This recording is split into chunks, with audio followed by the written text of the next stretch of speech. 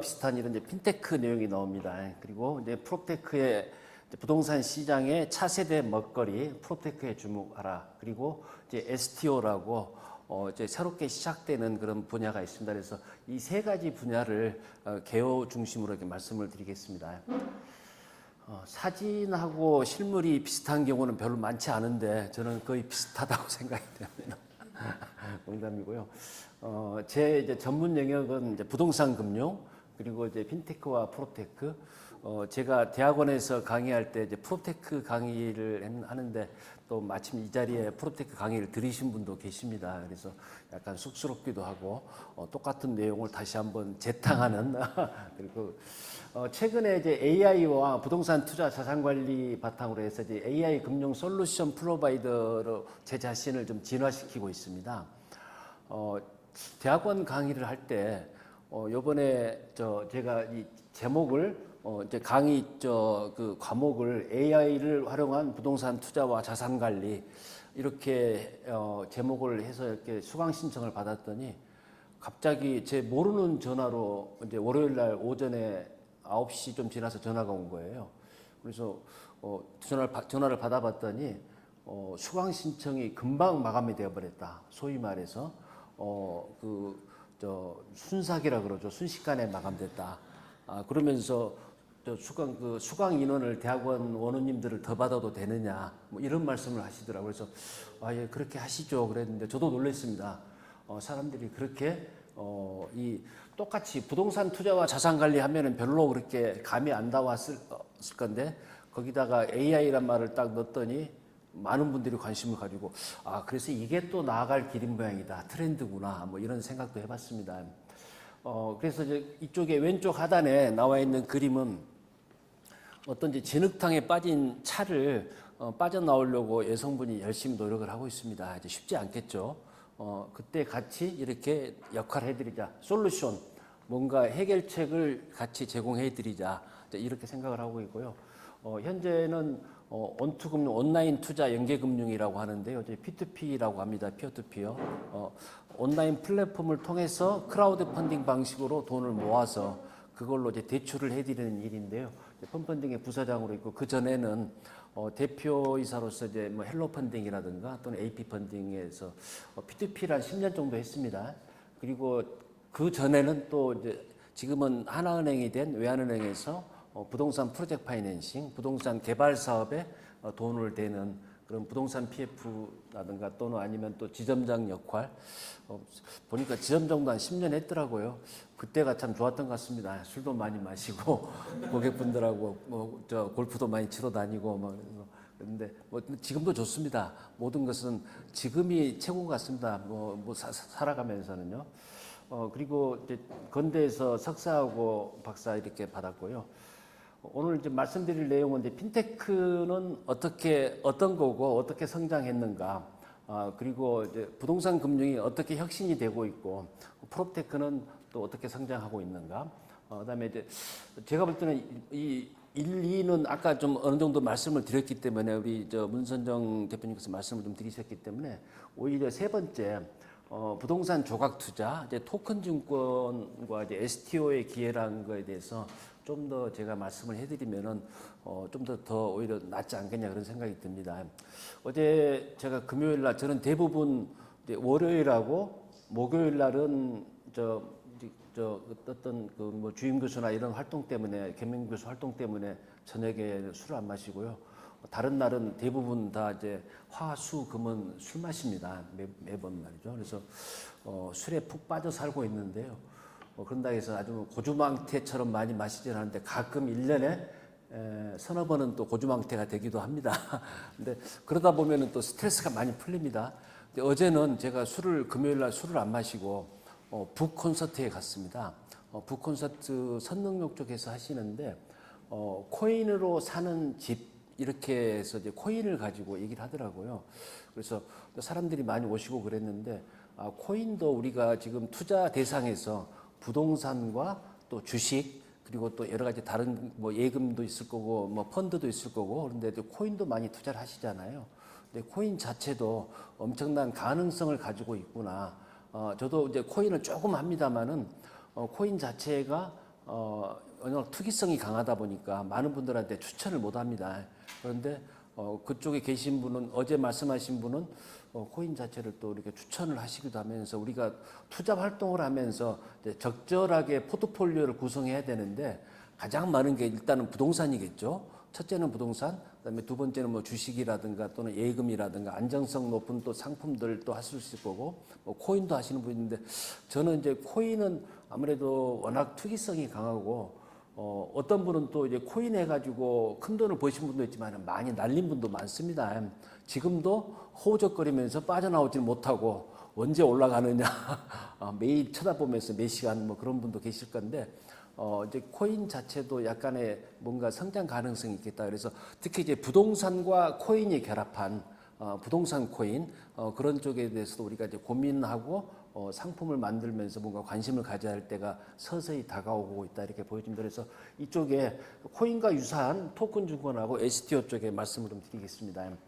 먼저 이제 핀테크 쪽인데요. 핀테크는 지금 우리나라에서 이제 핀테크 산업이 성장을 하면서 대표적인 회사가 세 군데가 있습니다. 핀테크를 하면서 보면은 우리가 네카타라고 하죠. 네이버, 카카오, 토스. 이 세 개 회사가 어떻게 보면 이제 빅테크라고 합니다. 큰 회사들. 나머지는 대부분 다 이제 중소 핀테크라고 하는데 대부분 중소 핀테크 회사들은 허덕거리면서 어렵습니다. 왜냐하면은 외부 투자를 가지고 돈을 만들어서 사업을 진행하고 먼 미래를 보고 최소 5년 정도를 보고 사업을 해야 되거든요. 근데 대부분 회사를 창업해서 이렇게 성장하다가 5년 안에 5년까지 생존할 수 있는 그런 이런 창업 기업들이 3분의 1이 채 안 됩니다. 그만큼 어렵습니다. 대부분 이제 데스밸리라고 죽음의 계곡을 넘지 못하고 외부 투자가 없으면은 다 이제 문을 닫고 쓸쓸히 헤어집니다. 이제 그래서 이제 이 네이버, 카카오, 토스가 엄청나게 큰 역할을 하고 있는데 거기서 이제 토스를 보면은 핀테크가 뭐라는 걸 약간 알 수가 있을 겁니다. 토스의 이승건 대표란 분이 이제 치과 의사 출신이잖아요. 근데 치과 의사가 곰곰이 생각을 해보니까 이게 왜 사람들이 타영한 은행에서 예를 들어서 이제 국민은행에서 신한은행으로 돈을 보내는데 이제 타영한 수수료를 내지 않습니까? 500원, 1000원씩 냅니다. 그거에 대한 어떤 뭔가 불편함이 있다. 그 다음에 또 하나, 내 신용 점수가 몇 점이 되는가? 내가 그래서 대출을 어떻게 받을 수 있는가? 라는 것을 알아보려고 하면은 한 또 1000원 정도 내야 되는 겁니다. 근데 그거를 공짜로 무료로 해주면서 사람들을 모은 다음에 그 회원을 기반으로 뭔가 사업을 해보자. 우리가 이제 사업을 할 때 가장 기초되는 게 위크 포인트죠. 아니면 또 이제 페인 포인트라고 합니다. 사람들이 힘들어하고 또는 어려워하는 점, 그거를 해결할 수 있으면은 그 사업은 어마어마하게 잘 될 수가 있습니다. 근데 이제 그분은 이제 그거에 착안을 한 거죠. 그러면서 우리 토스의 회원이 가입이 되면은 타행환 수수료 무료, 그다음에 또 신용 점수 조회 무료 하니까 사람들이 처음에 이상하겠죠. 그런데 공짜라니까 해볼까? 우리가 공짜는 너무 좋아하지 않습니까? 저도 공짜 좋아합니다. 그래서 공짜를 당연히 사람들이 가입을 해봅니다. 근데 비즈니스 모델이 너무 이상한 거죠. 이게 회원이 많아지면 많아질수록 그 회사는 더 적자가 손해를 많이 보는 겁니다. 과연 이게 생존할 수 있을까? 그랬는데 이제 처음에 뭐 50만, 100만 회원이 이제 이러다가 500만이 되고 1000만이 되니까 이제 어마어마한 비즈니스를 할 수 있게 된 겁니다. 그래서 지금은 뭐 토스 뱅크, 은행, 인터넷 전문 은행도 만들고 그다음에 토스 증권도 만들고 토스 페이먼트 등 엄청나게 크게 성장을 하고 있습니다. 그래서 이제 핀테크라는 게 여러 분야가 있습니다. 여기서는 6가지 분야로 정리를 했는데요. 이런 우리가 암호화폐라고 그러죠. 가상통화, 비트코인이나 이더리움 같은 쪽에, 그다음에 결제 산업, 그다음에 송금 산업, 그다음에 자산 관리, 로보 어드바이저라고 합니다. 그다음에 P2P 대출, 그다음에 증권형 크라우드 펀딩. 그래서 이제 크라우드 펀딩이라는 게 굉장히 매력적입니다. 사실은 크라우드 대중으로부터 펀딩 돈을 모으는 겁니다. 근데 우리가 돈을 좀 이렇게 해서 내가 10억을 모아서 뭔가 해보고 싶다. 그런데 그 10억이란 돈을 모으려고 하면은 예를 들어서 이제 그 49인 이상을 넘어가서 그걸 공개적으로 돈을 모으면서 하게 되면은 이제 법 위반이 되는 거지 않습니까? 그래서 이 공개 모집은 금융 당국으로부터 엄격한 인가와 또는 등록, 그다음에 또 규제를 받아야만이 가능한 겁니다. 그렇지만은 크라우드 펀딩은 그거를 금융 당국으로부터 이제 등록을 받게 되면은 공모를 할 수가 있습니다. 사적인 모집 사모가 아니고 공모가 가능하다는 거죠. 그래서 매력적인데 문제는 여기 계신 분들이 잘 모릅니다. 그것도 이렇게 또 마케팅 하려고 하면 어마어마한 비용이 들어가는 거죠. 그러다 보니까 이제 크라우드 펀딩이 이제 활성화되기가 쉽지가 않은 부분이 있습니다. 그런데 좀 이따 말씀드릴 토큰 증권, STO를 통한 토큰 증권은 이 굉장히 크게 거래가 될 수 있는 시장이 열리게 됩니다. 즉 한국 거래소, 우리가 주식 거래하는 거라든가 또는 아니면 증권회사의 앱이 있죠. MTS라고 모바일 트레이딩 시스템. 그걸 통해서 이제 거래가 되기 때문에 굉장히 앞으로 성장 가능성이 있다고 보여지고요. 그래서 이런 여러 가지 6개 산업으로 우리가 이제 핀테크 산업을 분류를 합니다. 그러면서 핀테크가 어떻게 발전해 왔는가? 1차 핀테크가 출현한 겁니다. 그래서 1차부터 4차까지로 지금 나누고 있는데 핀테크가 출현해서 금융거래 방식의 혁신이 이루어지는 겁니다. 그래서 우리나라에서 최초로 온라인 송금이 이루어진 게 언제 정도라고 생각이 되시나요? 지금 우리가 너무나 쉽게 온라인 송금을 하고 있습니다. 근데 그전에는 온라인 송금이 없었고 우체국을 통해서 이제 송금 수표를 보내면은 그 수표를 받아가지고 그걸 가지고 우체국 가서 찾고 막 이랬거든요. 근데 온라인 송금이 언제 이루어진지 혹시 맞추시면 또 선물. 네. 15년, 20년? 어떻게 지금 2025년이니까요. 정확히 말하면 48년 전입니다. 1977년도에 최초로 이제 은행에서 온라인 송금이 시작이 됐습니다. 그래서 서울에 있는 은행 지점에서 부산에 있는 지점까지 옛날에는 뭐 이렇게 우편을 통해서 보내면은 3일씩 걸리고 이랬었는데 최소 그때는 딱 1초면 가버리는 거죠. 순식간에 말이죠. 그래서 사람들이 이런 게 생겼나. 이제 그러면서 이제 이런 온라인이 시작되면서 물론 이제 핀테크는 그 뒤에 생겼습니다. 이게 여기 보시면 이제 뭐 2005년부터 이렇게 쭉 얘기도 나오는데요. 굉장히 금융거래 방식이라는 게 계속해서 바뀌어 나가고 있습니다. 그래서 핀테크가 출현하고 1차 핀테크, 다음에 이제 2차 핀테크, 본격적인 이제 테크핀 시대가 됐다. 말장난 비슷합니다. 핀테크란 말을 이제 바꿔가지고 테크핀 하는데, 테크핀이란 말을 최초로 누가 썼느냐? 요즘 이제 누가 썼느냐 말도 중요한 것 같습니다. 근데 뭐 제가 얘기를 하면은 일반인이 참 뭐 이렇게 얘기하면은 그게 중요하지가 않죠. 근데 테크핀이란 말은 누가 했냐면은 중국의 알리바바 마윈이 처음으로 썼습니다. 그러니까 좀 있어 보인다 해가지고 또 이제 테크핀이라는 게 됐습니다. 그래서 핀테크는 이렇게 핀테크와 테크핀을 구별하는 가장 간단한 방법은 핀테크는 금융에다가 IT 기술을 입힌 거죠. 근데 테크핀은 기술에다가 금융을 입힌 거다 이렇게 보시면 돼요. 기술도 더 우위가 있다는 거죠. 그래서 본격적인 이제 테크핀에서 새로운 여러 가지 인터넷 전문은행도 나오고 우리가 알고 있는 카카오뱅크, 그다음에 K뱅크, 그다음에 또 이제 토뱅, 토스뱅크 등이 나오기 시작했고 이제 제4 인터넷 전문은행도 지금 만들려고 하고 있죠. 카카오뱅크가 처음에 주식시장에 상장이 되면서 혹시 주식 투자해가지고 카카오뱅크 때문에 속 쓰리신 분도 계실지 모르겠습니다. 저게 카카오뱅크가 거의 최고가가 한 10만 원 가까이 갔습니다. 그러다가 지금은 한 2만 5천 원대에서 왔다 갔다 합니다. 엄청나게 클 줄 알았죠. 그런데 좀 이제 생각보다 덜 컸습니다. 근데 저는 굉장히 그게 처음에 의문스러웠어요. 우리나라 리딩뱅크라고 하는 국민은행이 당시에 주가가 한 5만 원대, 국민은행도 지금 11만 원 정도 가고 있지 않습니까? 주가가 한 5만 원대였는데 카카오뱅크가 2배가 된 거예요. 그런데 은행의 내용 속성을 봤을 때 인터넷 전문은행은 그야말로 이제 그러니까 뭐 예금 받아가지고 일반 개인 대출 정도 하는 수준인데 왜 그렇게 주가가 올라갈까? 그다음에 보통 이제 금융을 세 가지로 봤을 때 리테일 뱅킹, 소매금융과 그다음에 기업금융, 코퍼레이트 뱅킹이라고 하죠. 그다음에 투자금융, 인베스트먼트 뱅킹. 이 세 가지로 봤을 때 인터넷 전문은행은 개인 금융만 하는 회사 할 건데 어떻게 이렇게 주가가 올라갈까? 그런 여러 가지 이제 상황을 봤는데 어떻든 그런 MAU라고 하죠. 월간 사용자 기준을 봤을 때 인터넷 전문은행이 엄청나게 많은 이제 카카오톡을 통해서 카뱅이 확보를 한 거죠. 이제 그러다 보니까 그게 주가에 반영이 된 겁니다. 그러다가 다시 이제 현실화된 것 같긴 한데요. 어떤 주가가 잘 올라가야만 투자자분 좋겠죠. 그다음에 이제 토스라든가 카카오페이와 같은 네이버페이 등과 같은 간편 사업자들이 나오고 간편 결제 사업자가 나오고 그다음에 P2P 금융이 출연하고 그다음에 인공지능으로 자산 운용하는 회사들이 나왔습니다. 이 회사들이 다들 이제 P2P와 인공지능 쪽은 대부분 어려움을 많이 겪고 있습니다.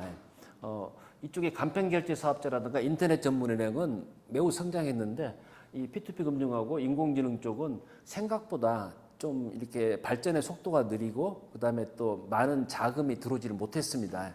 그러다 보니까 어려워졌는데 이쪽은 다시 이제 AI가 엄청나게 발달하면서 인공지능 자산운용 쪽은 좀 더 성장할 수 있지 않겠냐 보여집니다. 그다음에 이제 3차 핀테크는 이제 블록체인 핀테크 시대가 되었습니다. 그러면서 이제 암호화폐 우리가 가상자산이란 말 표현 가상화폐라고 표현하기도 하는데 이런 암호화폐 산업이 엄청나게 발달했고 블록체인을 기반으로 하는 거죠. 그래서 블록체인이 지금 세상을 바꾸는 시대에 우리는 살고 있습니다. 근데 블록체인보다 더 강력한 양자 컴퓨터가 나와가지고 양자 컴퓨터가 해킹을 해가지고 블록체인이 해킹 안 되는 것을 깰 수 있다. 이런 기사도 많이 나옵니다만은 양자 컴퓨터가 실현되려면은 여기 계신 분들이 물론 앞으로 언제 될지 모르겠지만 살아생전에 실현될지 조금 애매합니다. 그거는요.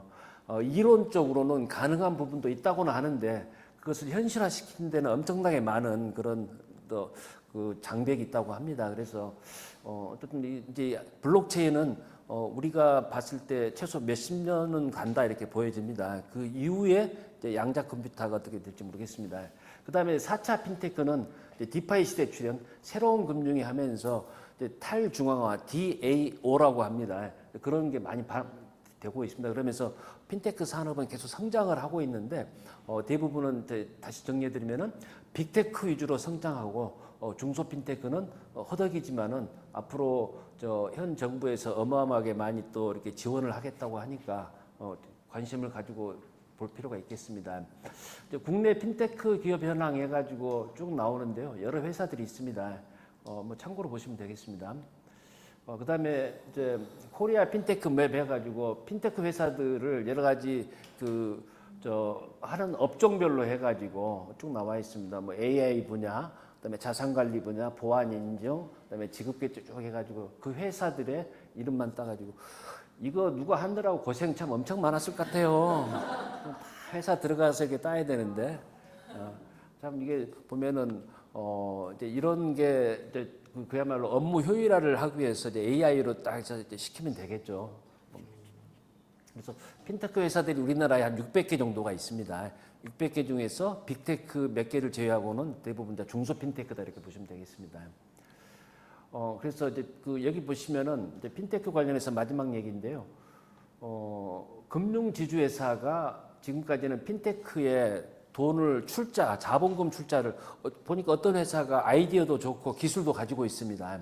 이게 앞으로 써먹을만 하겠다라고 했을 때 그때 좀 자본금 투자를 많이 우리가 지분 출자라고 하죠. 그걸 많이 하고 싶은데 그때는 지금 제한이 5%밖에 안 됐습니다. 근데 앞으로는 15%까지 할 수 있고 그래서 이제 금융지주사들이 엄청나게 많이 이렇게 핀테크 회사를 지원할 수 있는 그런 환경이 됐고 있기 때문에 앞으로는 상당히 핀테크도 뭔가 이렇게 서광이 비치고 있다. 지금 밖에 다시 비가 그치면서 햇빛이 난 것처럼 서광이 비치겠다 보여집니다. 다음에 이제 부동산 금융의 진화와 프로테크의 성장을 잠깐 말씀드리겠습니다. 4차 산업혁명의 시대가 도래됐다. 그러면서 저희는 지금 4차 산업혁명의 시대인데 우리가 인터넷이 나오고 그 다음에 AI가 나오고 라면서 이제 인터넷이 나오고 나서 처음에 인터넷도 우리의 생활을 이렇게 바꿀 줄 몰랐죠. 그러다가 또 AI가 나오면서 AI 이거 뭐 보니까 뭐 이제 할루시네이션이라고 환각 현상, 한글을 누가 만들었느냐 하면은 뭐 독일에서 만들었다 했었고 뭐 엉뚱한 얘기하고 막 이랬잖아요. 이제 그러면서 AI 별거 아니네라고 했는데 지금은 이제 시대의 트렌드가 돼버렸습니다. 그러면서 어떻게 보면은 인터넷과 AI가 바꾸는 세상에 살고 있는데 여러분들이 여기서 이 자리에서 계시는 것도 결국은 핀테크, 프롭테크, 그다음에 또 뭐 이런 토큰 증권 이런 것도 결국은 나중에 다 이게 인터넷과 블록체인과 AI 이거 다 같이 결합이 될 겁니다. 그러면서 AI와 부동산이 결합되는 이제 블록체인을 포함한 이런 거에 대해서 관심을 가질 필요가 있다 보여지고요. 그래서 이제 부동산 산업혁명 프롭테크 아까 부동산 프로퍼티와 그다음에 기술, 테크놀로지, IT가 이제 결합된 것을 우리가 이제 프롭테크라고 얘기를 합니다. 그러면서 이제 우리가 가지고 있는 휴대폰, 스마트폰, 모바일과 그다음에 빅데이터, 그다음에 IoT가 이제 사물 인터넷입니다. 인터넷 오브 싱스 해가지고 사물 인터넷이고요. 사물 인터넷은 간단히 얘기하면은 우리가 가지고 있는 집에서 쓰는 냉장고 등등과 그게 전부 다 인터넷으로 연결을 시켜가지고 보통 우리 냉장고에서 이렇게 다 조회도 할 수 있잖아요. 오늘 뭐 저녁에 메뉴를 뭘로 하면 좋을까 하면 제가 알아서 딱 얘기하시면 좋겠죠. 냉장고 안에 있는 물건을 다 보면서 이렇게 해줄 수 있는 거죠. 그런 것처럼 IoT 사물 인터넷이 나오고 그다음에 인공지능 AI가 하면서 이런 4차 산업혁명의 여러 가지 기제들을 가지고 부동산 각 분야에 활용해서 부동산 산업의 새로운 업무 영역을 만들어내는 기업이라든가 그런 서비스를 우리가 이제 프롭테크라고 합니다.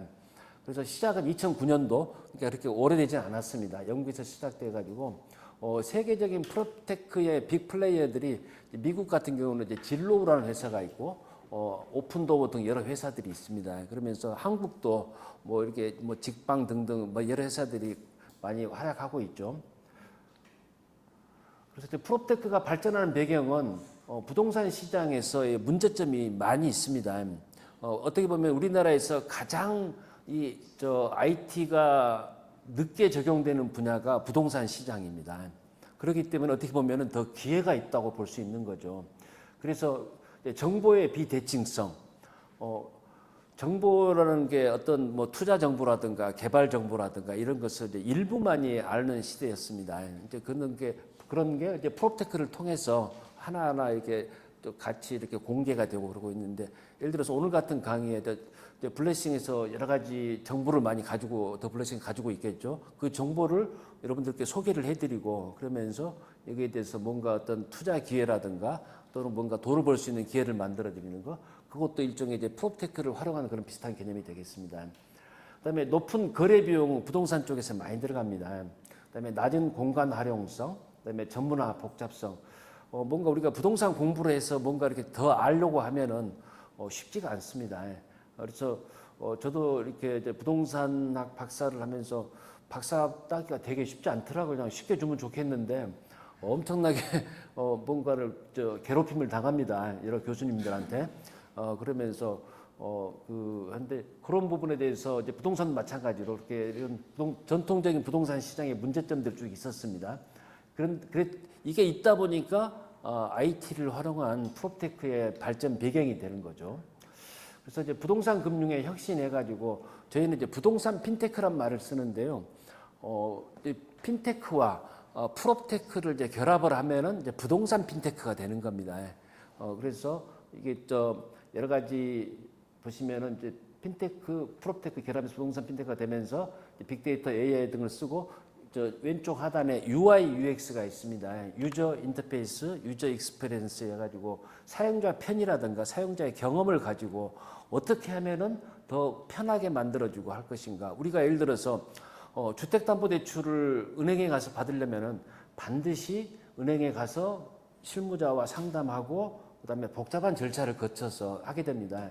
근데 점차 인터넷 전문은행에서 또는 일반 은행에서 부동산 담보대출이라든가 전세자금대출 같은 경우 매우 쉽게 그냥 인터넷을 통해서 해당 은행의 인터넷 뱅킹이라든가 앱을 통해서만 쉽게 할 수도 있잖아요.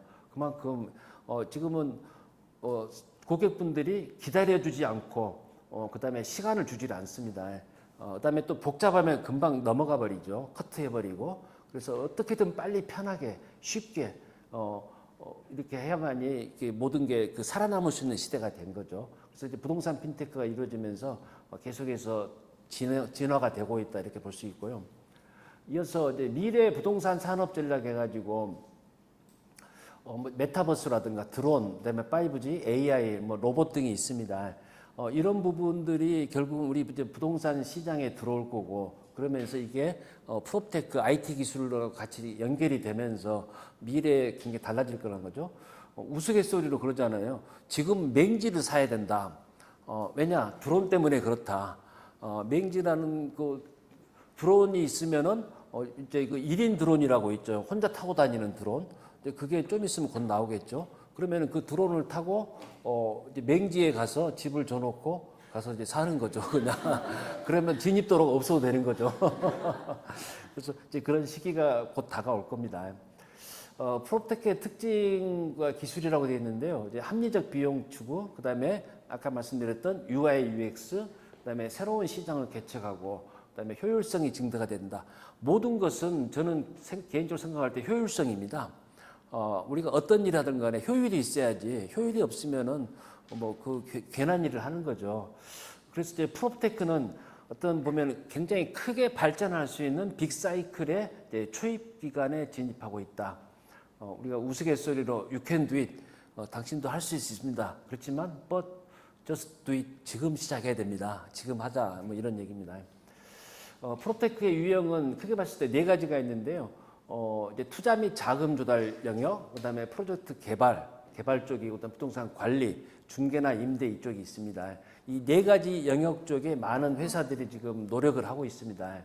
그래서 프롭테크 산업, 한국 프롭테크 포럼이라고 우리나라 프롭테크 하는 회사들이 가입하겠는데 여기서는 또 8가지로 분류를 쭉 했습니다.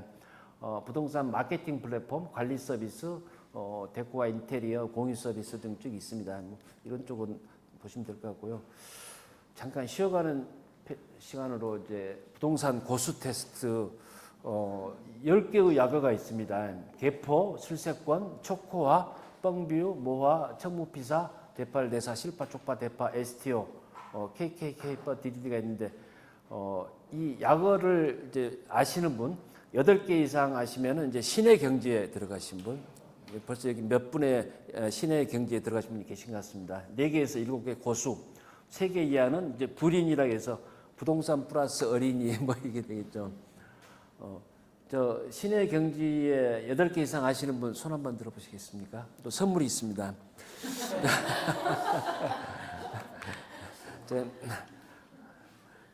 카드 드릴까요? 카드, 제 신용카드를.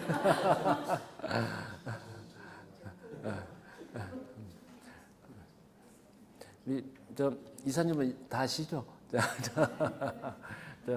카드 드리고 나가겠습니다, 제가.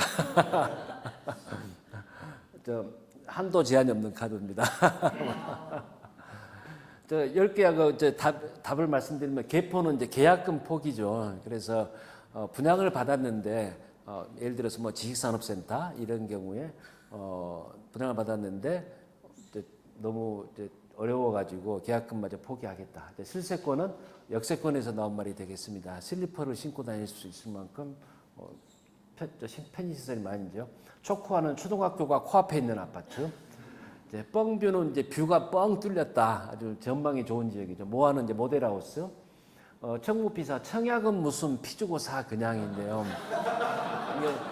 지금 이제 시장이 어렵기 때문에 많은 개발하고 분양하시는 분들이 어려움을 겪고 있습니다. 그렇지만은 특히 이제 서울이나 수도권 지역은 조만간에 다시 청무피사의 계절이 돌아오지 않겠느냐 생각이 됩니다. 대팔대사, 부동산을 대하는 마음이 이렇게 돼야 된다는 겁니다. 대충 팔고 대충 사자. 너무 따지지 말고요. 실파, 쪽파, 대파는 제가 투자한 부동산의 프리미엄의 크기입니다. 실파는 100만 원 단위, 쪽파는 1000만 원 단위, 대파는 억 단위가 되겠습니다. 대파를 많이 누리시길 바라고, 이제 STO는 이제 토큰 증권을 통해서 자금을 조달하는 겁니다. 그래서 시큐리티 토큰 오퍼링 해가지고 STO가 저희가 검색해 보시면은 STO가 검색이 많이 나올 겁니다. 곧 STO가 빠르면 이번 달 아니면 이제 다음 달에 법안이 나오면서 시작이 됩니다. 그러면서 새로운 시대가 열리고 있다 이렇게 보시면 됩니다. 그다음에 10번째 이제 KKK 버디디드는 이제 부동산을 대하는 마음인데요. KKK 겉으로는 이제 국가와 국민과 공익을 위한다고 하지만 저도 마찬가지입니다만 DDD 돈 되면 다 한다. DDD 약자가 되겠습니다. 이제 조각 투자하고 토큰 증권 STO 잠깐 말씀드려 볼 건데요. 조각 투자는 지금 다 하고 있습니다. 여러분들께서 뭐 주식에 하는 것도 조각 투자고, 그다음에 또 여러 가지 펀드에 투자하는 것도 조각 투자고 다 조각 투자입니다.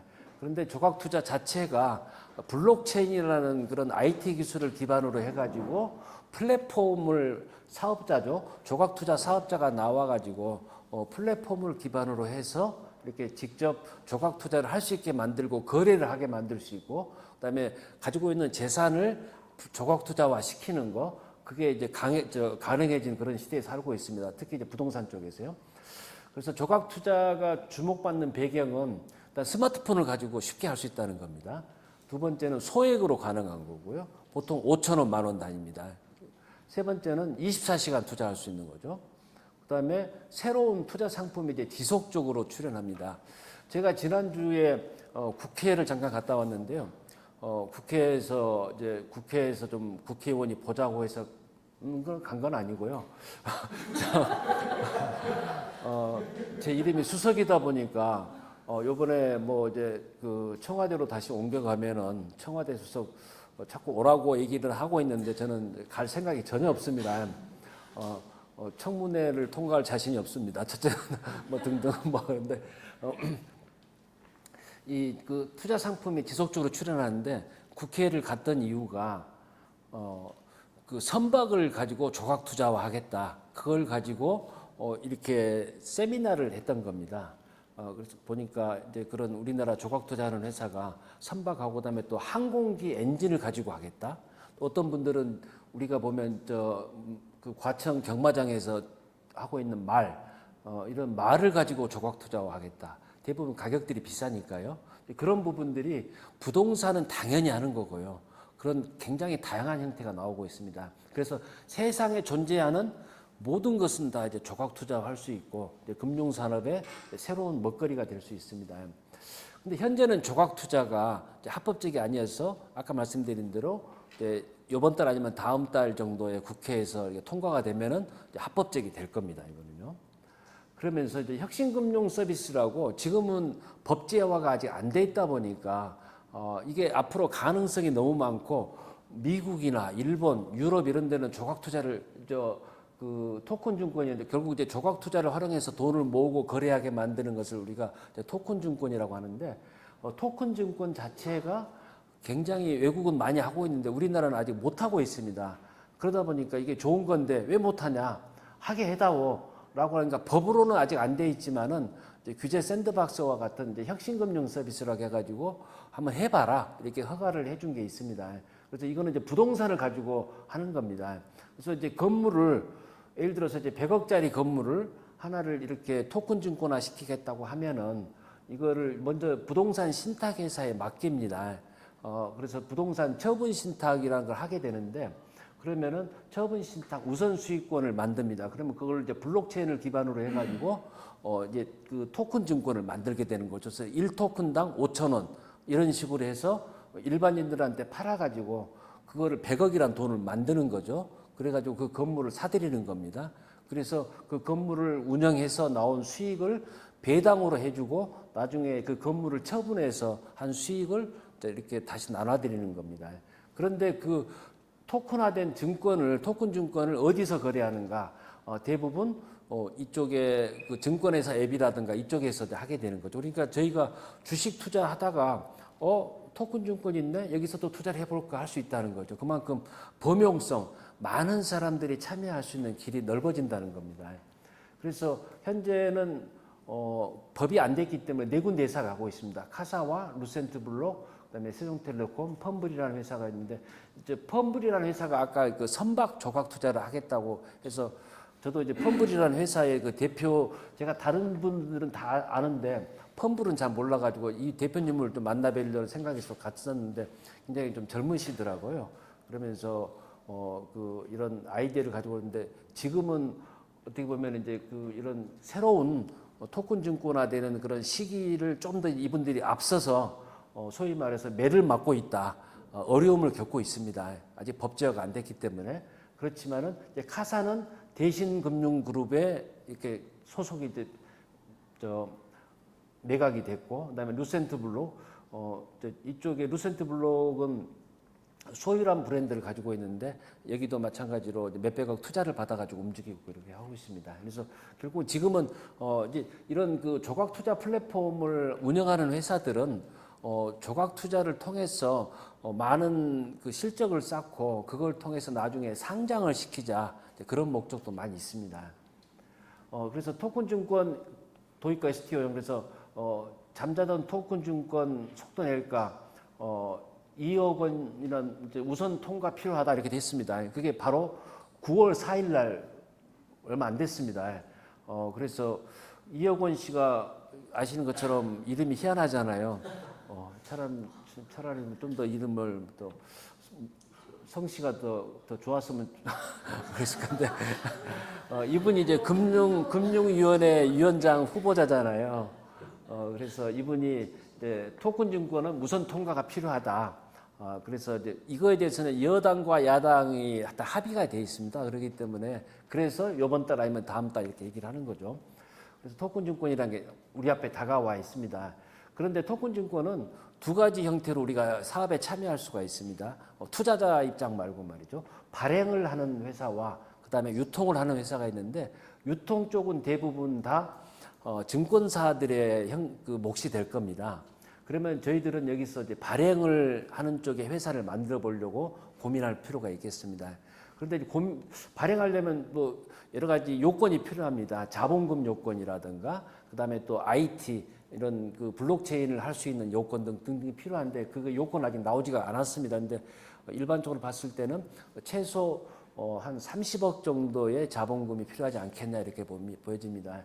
근데 이 돈을 가지고 토큰 증권을 발행해서 그걸로 끝나는 게 아니고 남들이 예를 들어서 뭐 판교에 어떤 건물을 어떤 분이 저쪽에 서판교 쪽에 500억짜리 가지고 있다. 이거를 좀 토큰 증권화 시켜서 내가 투자한 돈을 좀 빼내다오라고 하면은 그거를 대신해서 하는 발행 회사를 해주는 거죠.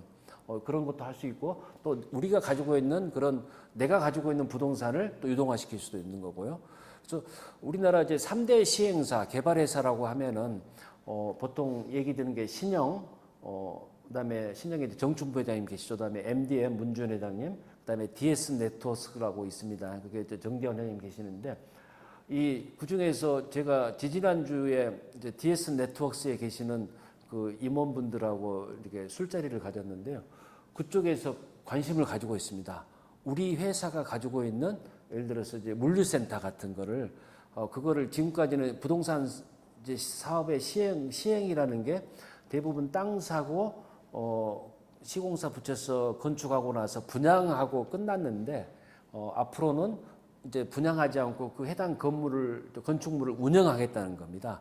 운영하는 데 있어서 필요한 자금을 이제 당연히 금융을 썼겠죠. 그 건축물을 만드는데 그거를 토큰 증권을 발행해서 다 갚아버리고 이거를 이제 일반 유동화를 시켜버리고 자기네들의 시행 이익은 토큰 증권을 가지고 있으면서 이거를 가지고 계속 가치를 높여가겠다. 이제 그런 걸 하기 위해서 이제 고민하고 있는데 같이 뭐 협조를 좀 해다오. 그래서 예, 뭐 무료는 아닙니다. 이렇게 해서 하긴 했습니다만.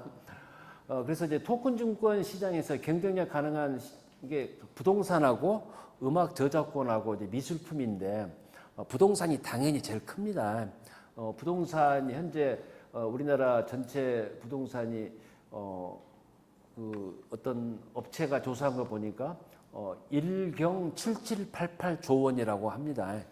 그러니까 이 경이라는 우리가 합해 다니는 거의 안 쓰고 있으니까 굉장히 생소합니다만은 그 정도 많은데 그 중에서 이제 토큰 증권화할 수 있는 시장의 규모가 아무래도 처음에는 좀 쉽지 않을 거니까 한 1000조 원 정도로 생각하고 있습니다. 이건 뭐 말이 천조지 어마어마합니다. 그래서 토큰 증권 자체에 대해서 가장 우리가 쉽게 접근할 수 있는 게 부동산이고 그래서 토큰 증권을 활용하기 위해서는 부동산 분야에서는 굉장히 다양하게 많습니다. 이런 중소규모 부동산, 소위 말해서 이제 우리가 꼬마 빌딩이라고 하죠. 꼬마 빌딩 유동화도 할 수 있고, 그다음에 또 재개발 재건축 아파트나 모아주택 이런 도시정비 사업 대상 물건, 그리고 또 경공매 물건이나 또는 NPL 부실채권 이런 쪽이 있습니다. 근데 아직까지는 주택개발 쪽은 아직은 허용을 안 해줄 가능성이 많습니다. 왜냐하면 금융위원회에서 가이드라인상에 주택에 대해서는 토큰증권은 안 되고, 그다음에 개발 사업에 대해서는 또 아직은 토큰증권이 안 된다. 그렇지만 언젠가는 이게 다 풀릴 겁니다. 이거는요, 그 시장이. 그래서 이제 우리나라 조각투자 플랫폼 기업들이 쭉 이렇게 많이 있습니다. 현재까지요. 그런데 이게 이 시장이 앞으로 생길 걸 보고 미리 들어와 있는 거죠, 지금요. 그래서 토큰증권 사업이 앞으로 얼마나 가능성이 있겠는가. ST라고 시크릿 토큰 봤을 때 2030년 되면은 얼마 안 남았습니다. 지금 한 5년 약간 넘게 남았는데 367조 원까지 성장할 거다. 그래서 어마어마하게 많이 성장한다고 그런 생각을 연구소에서 하고 있습니다. 그때 이제 토큰증권 사업을 성공하려면 어떤 요건이 필요한가 봤을 때 이제 사업으로 접근했을 때는 일단은 대주주가 50.1% 이상의 자본금을 댈 수 있는 대주주가 있어야 되겠죠. 그 대주주가 적격성, 금융위원회에서 이제 대주주 적격성이라고 있는데요. 여러 가지 자본금이 내가 차입을 해서 했다. 그러면 이제 적격성이 아닙니다. 뭐 그런 식으로 해서 그걸 잘 갖춰야 되고요. 그다음에 또 외부 자본 투자 유치가 가능한 능력이 있어야 되는 거죠. 토큰 증권은 다 회사를 운영하면서 내 돈으로도 할 필요는 없습니다. 처음에 초기 자본금 일부 대고 VC라 그러죠. 벤처 캐피탈이라든가 또는 이제 3F라고 있습니다. 3F 처음에 투자하시는 분들 이제 F3F 첫 번째가 이제 패밀리 가족이죠. 그다음에 두 번째가 프렌드 친구들입니다. 세 번째는 누굴까요? 이제 풀스라고 해서 바보들. 처음에 투자했다가 뭐 이제 손해 보는 사람들 많습니다. 저도 2000년 초기에 벤처 붐이 불 때 너도 나도 그때 뭐 다들 투자를 많이 했습니다. 그래서 저도 누구 아는 사람 통해서 이 회사 앞으로 곧 상장할 거고 엄청나게 달될 거라 해가지고 그러면 술값 정도만 투자해 볼까? 술값이 좀 비싼 술값이었습니다. 투자했는데 결국은 그 회사가 없어졌습니다. 근데 이런 외부 자본 투자 유치 가능한 네트워크가 있어야 되고요. 그다음에 이제 좋은 상품을 소싱할 수 있는 에 대한 여러 가지가 필요합니다. 그다음에 또 하나는 이제 인성 좋은 CTO. 여기 계신 분들은 대부분 다 이제 IT 쪽하고는 별 관계가 없을 수가 있습니다. 근데 토큰 증권은 이제 블록체인을 기반으로 해야 되는 거죠. 그러다 보니까 이 IT가 들어가야 되는데 보통 이제 IT 개발자분들이라든가 이런 분들은 약간 좀 그 고집 이런 것도 있고, 예를 들어서 어떤 프로그램을 하나 개발해다오 라고 하면은 보통 한 일주일 만에 할 수 있는데도 불구하고 뭐 한 달 걸립니다. 뭐 이렇게 해버리면은 제가 IT 기술을 모르는 상황에서는 어쩔 수가 없는 거죠. 그냥 그런가 보다 해야 되는 건데, 이제 그런 그 기술도 필요하다는 거죠. 제가 어제 그 북콘서트에 가서 쭉 얘기를 들을 때, 이제 우리가 보통 이제 디지털 자산이라고 하면은 크게 봤을 때 이제 세 가지를 둘 수가 있습니다. 첫 번째가 우리가 봤을 때는 이제 우리가 비트코인이나 또는 이더리움, 솔라나와 같은 암호화폐입니다. 이제 두 번째가 스테이블 코인이라고 요즘 언론 기사에 많이 나옵니다. 예를 들어서 우리나라 뭐 10,000원이면 그 스테이블 10,000코인이면은 10,000원이 예금으로 돼 있는 확실한 자산으로 1:1 매칭이 돼 있는 거 스테이블 코인이고, 세 번째가 ST 이 토큰 증권입니다. 그 디지털 자산은 크게 봤을 때 암호화폐와 두 번째 스테이블 코인, 세 번째 이제 토큰 증권입니다. 이 중에서 가장 발달 가능성이 높은 게 뭐냐, 투자 가치가 높은 게 뭐냐, 이렇게 봤을 때 이제 저는 이제 그분 강의를 들으면서 아무래도 이제 스테이블 코인은 투자 가치가 없습니다. 1:1로 돼 있기 때문에 수익이 안 나는 거죠.